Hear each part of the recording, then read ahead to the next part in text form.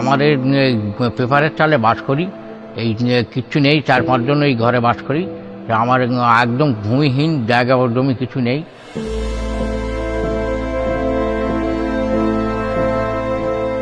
কেন্দ্র সরকার আমাদের অনেক প্রতিশ্রুতি দিয়েছিলেন যে আমাদের একটা পাকা ঘর দেবে।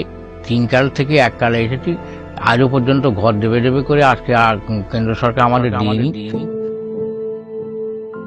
আমরা যেটা বলেছিলাম, যদি কেন্দ্রীয় সরকার না দেয়, আমরা মানুষের পাশে দাঁড়াবো। দিদি আমাদের, মমতা দিদি আমাদের ঘরটা দিয়েছে, এখন সেই নামটা এসেছে, তাই আমরা সেই ঘরটা পেতে চলেছি। বাংলার বাড়ি, আমি এটা 11 লক্ষ টাকা 12 লক্ষ করে দিয়েছি, এবং আমাদের সরকার নিজেদের টাকায় এই বাড়িগুলোর টাকা দিতে শুরু করবে। 30শে ডিসেম্বরের মধ্যে টাকাটা পেয়ে যাবে, প্রথম কিস্তিটা। দিদিকে আমার অনেক অনেক ধন্যবাদ। দিদি আমাদের মাঠে সারা জীবন থাক, যতদিন বেঁচে থাকবো ততদিন দিদি যেন আমাদের এখানে থাকে।